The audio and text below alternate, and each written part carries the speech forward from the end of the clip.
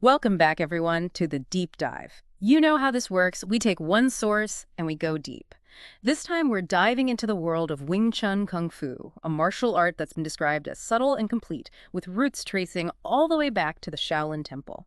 And our guide for this journey is Alan Gibson and his book, Why Wing Chun Works. Yeah, a fascinating system. And you're here because you want the good stuff right. No Yeah. time for fluff.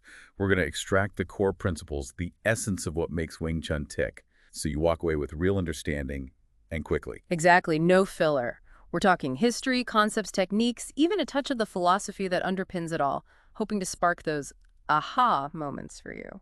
Now, when you dig into Wing Chun's origins, you find yourself in a realm of legend and oral history, which is part of its mystique, I think. We hear tales of a Buddhist nun in Moy, sometime in the 17th century, credited with creating the system and passing it on to a young woman named Yim Wing Chun. Who, if the stories are true, used it to defend herself, right? Yeah. Like a classic underdog tale. Right, and it supposedly remained quite secretive, passed down through select lineages for a long time.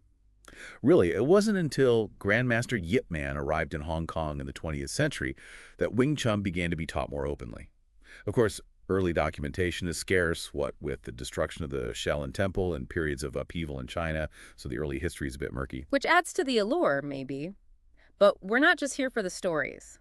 We want to know what makes Wing Chun effective. So let's dig into the principles. Yeah, let's get practical. One foundational concept, though Gibson doesn't dissect it in great biomechanical detail, is triangulation.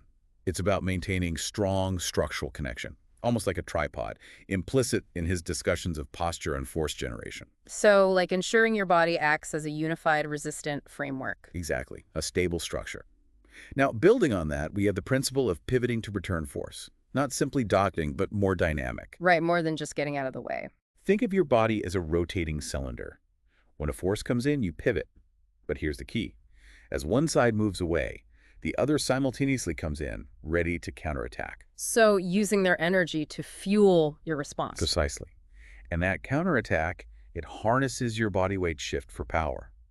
Plus, the arm that moves back, it's not passive. Maybe a quick tug to unbalance them, clear a path. And all this pivoting, it shifts your center of gravity out of their line of force. Smart. Momentum against them while protecting yourself. Now, centerline theory, this seems absolutely fundamental to Wing Chun. Absolutely. Picture an invisible line from your center, the direction you're facing. This represents your primary focus, your vulnerability. When not in contact, your lead guard hand and your rear emergency hand, the wusaw, they usually sit on or near this center line. Guardians of this crucial zone. Precisely. This lets you quickly feel and interpret incoming force, telling you which way to pivot, which hand shapes to use. Defending your center line inherently forces your opponent to attack from a weaker angle, off-center. Making them fight uphill, so to speak. But what if they just try to overpower, attack the center directly? Good question. If they try to force through, Wing Chun uses yielding and pivoting. You move with their pressure while repositioning to counter from a new, often unexpected angle. It's redirection, not a head-on clash of strength. Makes sense. Outmaneuvering rather than just overpowering. Now, more power to your elbow, catchy phrase. What's Right. the idea behind it? Elbow energy is a way to understand how to efficiently engage your muscles in Wing Chun, using larger muscles close to your core, avoiding tension in the arms and shoulders. It's about elbow positioning as a lever for both defense and offense. Oh, so. Defensively, your elbow is crucial for deflecting. Using hand shapes like bongsaw, fuksaw, tansaw is the basis for pinning, trapping, controlling their limbs. Offensively, if your hand's inside their arm, elbow outward creates leverage. Outside, elbow inward helps jam their center line. Think of it as your pivot for generating and directing force. Shield and force multiplier. Now, Wing Chun's known for its inch punch, delivering power at extremely close range. How is that even possible? The inch punch is not magic, it's pure efficiency. It comes from relaxed arms and the ability to instantly transfer power generated from your whole body, feet, legs, hips focused, into that burst from your hand. Think like a whip cracking, the energy traveling to a sharp point. And it's not just the fist. This inch force can come from various joints, elbows, shoulders, knees, even hips. Wow, the whole body primed for that focused burst. And finally, we have simplicity as a principle.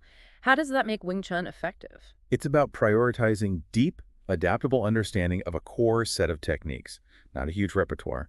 The idea is to master the fundamentals so thoroughly that you apply them instinctively to any situation. The solo forms, like Sulam Tao and Chum Kyu, they're all about reinforcing these fundamentals. Quality over quantity, mastery of the basics. Now let's talk basic shapes. What are the key hand formations in Wing Chun? We have several, each with a specific purpose. First, Wusa, often called the emergency hand. As we discussed with the centerline theory, it usually sits on or near your centerline, ready to intercept attacks aimed at the face, throat. It's also a ready position to launch attacks or transform into other defensive shapes. Think of it as your hand's default ready stance. The primary reactive position. What's next? Bongsa, the wing arm. Relaxed forearm, the key is the elbow. Higher than their attacking elbow, supported by shoulder muscles. Bongsa does two things. It yields slightly to redirect force, like an umbrella with rain, or acts as a wedge, using your body rotation to block their center. This often creates an opening for your Musaw hand to do something like lapsaw. Bongsaw works inside and outside lines and can be used to bridge to establish contact with their arm. Deflecting and controlling. What about Tansaw? Tansaw, the palm-up block, is kind of the opposite of Bongsaw structurally. It's strong, projecting forward, driven by elbow extension, engaging your triceps, strong along its length.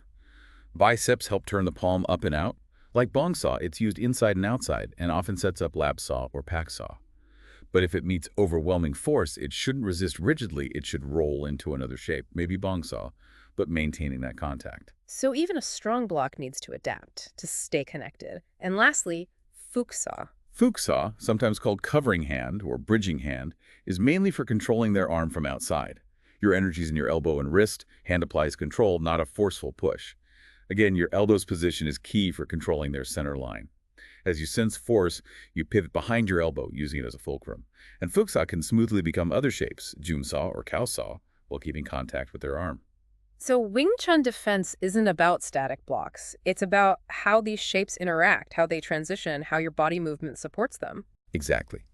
Understanding these basic shapes, their applications, how they evolve under different forces, is fundamental to effective Wing Chun. And remember, any hand not actively engaged is usually in Wusaw, ready to go. Makes sense. Everything's connected. Now, contact reflexes. Wing Chun seems to really emphasize these. What's fascinating is how Wing Chun drills these reflexes directly into your subconscious. You respond to their actions faster than if you had to consciously process and decide. The goal is for the right defense or attack to be instantaneous, bypassing the thinking part of your brain. Like training your body to react purely through touch. Precisely. And that frees up your conscious mind for strategy, for overall awareness. Without those ingrained reflexes, you'd be overwhelmed by all the information coming at you. Choosing and executing a defense would simply take too long. Gibson talks about two levels of movement programming. One for selecting the pattern, the other for executing it perfectly. Wing Chun drills pre-program that execution, so you just react to the touch trigger. Powerful. Training for effective, thoughtless responses. Now, you touched on simultaneous attack and defense. How does that work in Wing Chun? It's not just defending with one hand while attacking with the other, so that happens a lot. It's also about one hand doing both at once. For example, your elbow might pin their arm while your hand strikes their center. By focusing on your center, not chasing their limbs, you can often deflect and attack simultaneously with one arm. Tenbu saw, in Chum Kyu, is a prime example. Even Bong saw, if needed, can become a sharp elbow strike just by closing distance and changing the energy. So efficient, maximizing every movement. Let's talk about stance and posture. Gibson mentions the Wing Chun stance can feel awkward at first. Why is that? It's because it's specifically designed for stability when receiving force from the side. Understanding the mechanics, though, reveals its purpose. It's all about the relationship between your footwork and hand movements. A solid stance is the foundation for powerful attacks and defenses. Think of it like the root of a tree, letting the branches, your arms, move freely and powerfully. So being rooted, balanced, what about movement within that? Stepping and turning should be as natural as walking. You need to flow seamlessly through stances while keeping the right fighting distance, no matter what they do. Gibson even mentions Bruce Lee was Hong Kong's Cha-Cha champion, highlighting the importance of agile footwork. Keeping strong posture while turning is key, weight grounded, not leaning back, which compromises balance. Ideally, upper body movement comes from your feet, knees, and hips, not isolated waist or back movements, which weaken your structure. A stance that's stable and allows fluid movement. What about kicking and sweeping? Is Wing Chun mainly about hands? While Wing Chun's famous for its hand techniques, It does include kicks and sweeps. But mastering the basics comes first. Stances, steps, turns. Those are key for balance and generating power. The principle for kicking is to target the nearest or most vulnerable spot. There's a saying, if you want to kick like a mule, keep 3 legs on the ground, meaning 2 of theirs and 1 of yours. Kicks can even come from exaggerated footwork or hand techniques, making them harder to predict. And Wing Chun defends against kicks by closing distance and applying pressure. It's harder for them to kick effectively at that range. So kicks are there, but grounded stability and close range control often take priority. Now let's talk about bridging. What's that about?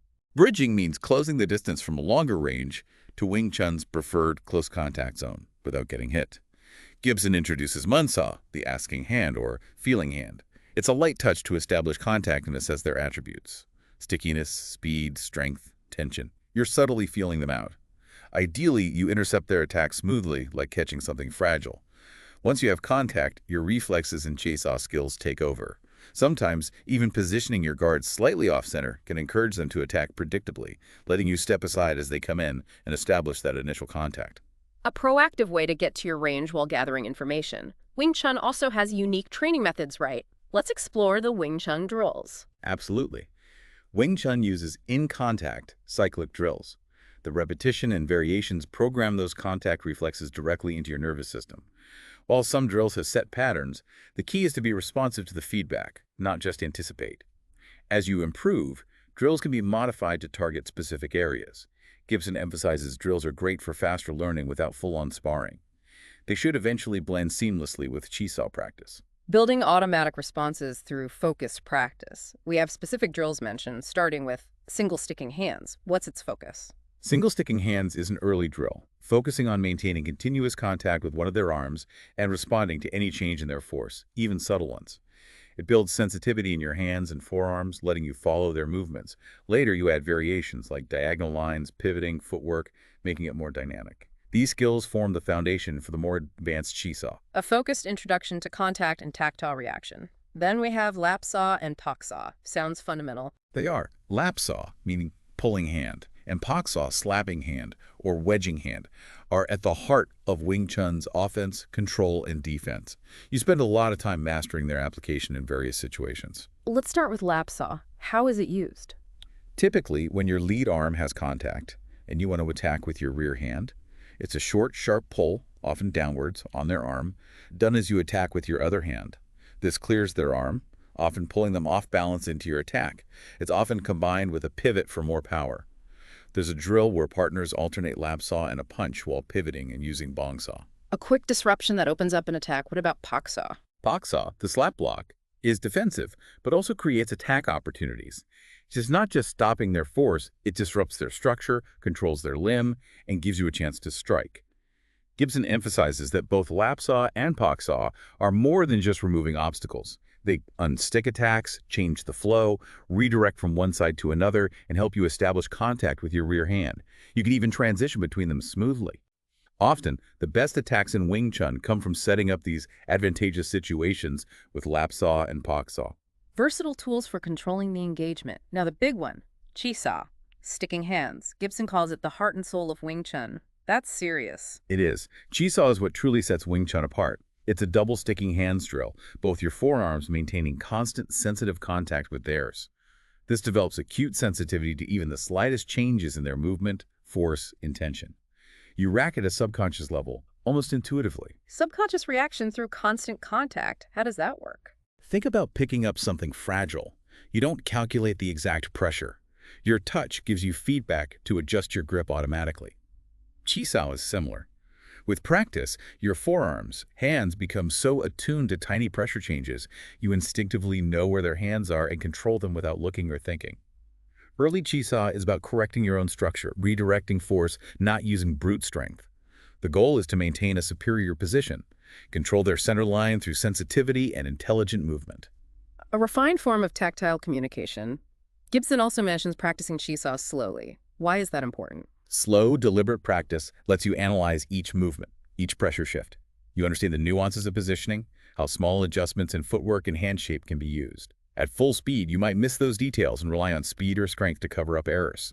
That slow, critical analysis is essential for true skill. Slowing down to grasp the finer points. What about attacking in Shisa? How does that work? Attacks in Chisaw should be relaxed, non-committal at first. If they deviate from their center line or their defense is good, you adjust or abandon the attack. Don't force it. Change your angle, hand shape, based on their movement. A failed attack isn't a failure, it's information. Stay relaxed, it makes you efficient, reduces fatigue, and prevents injuries. Being fluid, adaptable in your attacks, constantly reading and reacting. Gibson also talks about the mental, meditative aspects of Chisa. Right, the intense focus, that tactile awareness, it often quiets the mind, creating a meditative state. Being in the moment, as Gibson puts it. As you progress, your reactions become subconscious. You're not thinking, just reacting based on ingrained responses. It's like that in the zone state athletes talk about. And because it's about sensitivity, some even do blindfolded Chisaw to further enhance that awareness. Wow, physical training leading to mental states. Now, Gibson mentions Bu, Beak, and Bong. What are those in Wing Chun? They relate to hand changes and that overarching goal of controlling their center line. Bu means forward, moving directly through. Bik is around, maneuvering around obstacles. And Bong is detain, receiving, holding, absorbing, deflecting, meeting, and controlling force. The famous saying, hand comes detain, Bong. Hand goes follow, Bik. Hand free thrust forward, Bu. Sums it up beautifully. A concise way of describing how to react and exploit openings. Finally, we have the solo forms. What role do they play? They're crucial for ingraining body mechanics, those essential contact reflexes. They provide a framework for understanding efficient movement, how it affects your structure, and how to transition between positions. Wing Chun relies heavily on understanding muscle usage, joint angles, the connection between upper and lower body, how your stance affects your hand techniques. All this is developed through forms practice. And there are several different forms, right? Yes, 4 empty hand forms. Si Lim Tao, Chim Kyu, Butse, and Mukyan Chung on the wooden dummy. Plus 2 weapon forms. Luke Dim Boon Kwan, long pole, and Bart Chom Dao, butterfly knives. Si Lim Tao, the first one, focuses on stance, center line, basic hand movements. Chum Kyu introduces pivoting, stepping, kicking, using both hands together, leading to lap saw. Mukyan Chong's about moving around a stationary opponent, refining angles, generating force against resistance. Bupse gets into more advanced emergency stuff, recovering your center, escapes, sometimes called the desperation form. Each form builds on the previous one, getting more complex. What about the weapon forms? While you might not use a long pole or butterfly knives practically today, they're still valuable. Luke Dim Boon Kwan develops footwork, positioning, strong posture. Bart Chom Dao, with its heavier blades, works different footwork and positioning, plus builds wrist strength from handling those blades. Gibson emphasizes that forms aren't rigid sequences, but abstract representations of principles, providing freedom within the rules. Embodying principles, not just memorizing movements. Let's shift gears a bit and talk about health and philosophy in Wing Chun. Gibson mentions health benefits beyond fitness. That's important. While Wing Chun definitely gets you fit, Gibson sees it as more holistic. The physical is important, but perhaps secondary. Consistent practice leads to well-being, encompassing mental and even energetic aspects. And there's the philosophical side, especially being in the moment through Chisao. Can you explain that connection? Qisao, with its constant touch and changing dynamics, is like a physical embodiment of being present. You can't plan or use preset sequences, you have to react to what you feel. Gibson points out that the moment you try to define the present, it's already gone. In Qisao, forcing your will or anticipating too much disrupts the flow, you lose connection. So reacting purely to touch, no thinking or preconceptions? Exactly. Unlike sight or hearing, which lets you anticipate, touch is immediate. You can't misinterpret it. A force is exactly as it feels right then. This makes Qisao great for cultivating that sense of unity with the present moment. By letting go of analysis, trusting your reflexes and sensitivity, you tap into a more fundamental state of being, less burdened by desires or fears. Like a moving meditation, quieting the mind, being fully present. How does this being in the moment translate to everyday life? What's profound is how learning to redirect physical force in Wing Chun can become a model for handling life's challenges, potentially reducing both internal and external conflict. By understanding and responding to external forces in a balanced, adaptable way, your mind is better equipped to handle complexity in daily life. Gibson suggests Wing Chun principles pivoting to adapt, understanding your center line, values, maintaining a stable triangulation in decisions, developing contact reflexes and interactions, knowing when to move forward, bu, find a way around bik, or yield and redirect, bong, can be applied metaphorically. Not just self-defense, but a more mindful way of interacting with the world. Precisely. By understanding your position relative to a problem, your center line, approaching it from strength and stability, triangulation, being sensitive to changes, contact reflexes, finding paths around obstacles, big, acting directly when possible, big, and yielding and redirecting strategically, bong, you can navigate challenges with clarity, resilience, and less internal friction. This has been an incredibly insightful deep dive into Wing Chun. Let's recap the key takeaways. We've seen that Wing Chun, with its legendary roots, is both subtle and complete. Its effectiveness comes from its principles: efficiency, sensitivity through contact, and adaptability. The core idea is triangulation for structural integrity, pivoting to redirect force, defending the center line, and using elbow energy form its foundation. It emphasizes simplicity, mastering core techniques applicable to various situations. We learned about the basic hand shapes, wusa, bongsa, tansa, fuksa, and how developing instinctive contact reflexes through drills like single-sticking hands, lapsa, paksa, and especially chisa allows for lightning-fast responses. Right, and we can't forget the importance of stance and posture for stability and mobility, and the strategic use of kicks and sweeps. Bridging the gaps safely to close range is crucial. The solo forms are vital for ingraining body mechanics, while weapon forms offer additional benefits. And we explored the health benefits beyond just fitness and the philosophical link between chisa and being in the moment, which provides insights for navigating life's challenges with more awareness and adaptability. So, listener, here's a final thought. How can you apply the principles of sticking hands, that sensitivity to subtle shifts to your social interactions, decision-making, even understanding your own emotions? It's a concept with vast potential. Absolutely. If this has piqued your interest, seek out qualified instructors or dive deeper into the history and philosophy of Wing Chun. Thanks for joining us on the deep dive.